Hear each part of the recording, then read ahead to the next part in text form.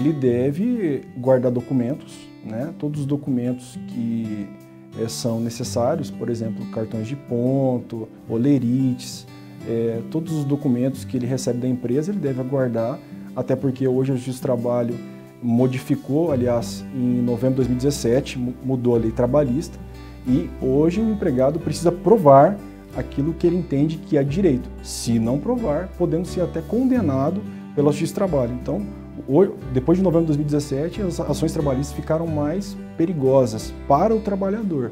Se ele não tiver documentos, ele pode até ser multado. Multa de má-fé, até está na mídia, vários aí que já foram multados. Não apresentaram provas. Então é de cautela. Recebeu um documentinho da empresa, do RH, me dá minha via, fica com a sua, guarda, arquiva, e assim por diante, para que no futuro ele tenha até 2 anos, segundo a lei trabalhista, para ajuizar uma demanda contra aquela empresa, talvez, e solicitar a revisão de algum valor, do FGTS ou de algum benefício, mas com documentos sólidos para não ter problemas aí de ser multado pela justiça ou algo assim.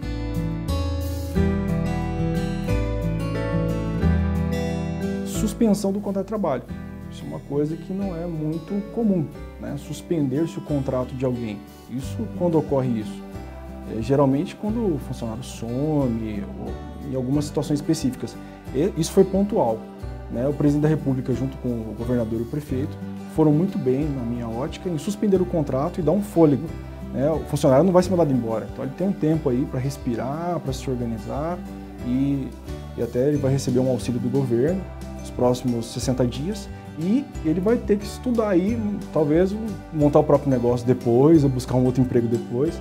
Para mim, o principal ponto da pandemia foi acertar esses decretos do governo suspendendo os contratos, porque senão ia ser um monte de gente mandada embora, né?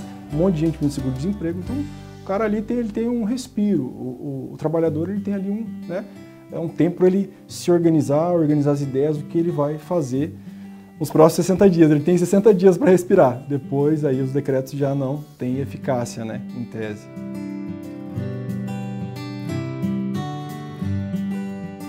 Pode entrar com uma ação trabalhista, sim, a qualquer tempo. Mesmo estando na empresa, pode. Se ele se sentir lesado, se ele se sentir prejudicado, sim, a lei o autoriza a impetrar uma ação trabalhista e buscar ali aquilo que ele acha que é de direito. Por exemplo, horas extras. Nesse período, muitas pessoas podem estar fazendo horas extras. Na questão, falta de controle, tá um pouco de gente em casa, outros na empresa, e ele está ali trabalhando até 7 da noite, 8 da noite. Sim, ele pode entrar com uma ação trabalhista, sim, e rever essa possível usurpação da empresa. Muitas vezes a empresa está usurpando, né, passando dos limites que lhe cabe e prejudicando o colega trabalhador. Sim, é recomendável essa questão.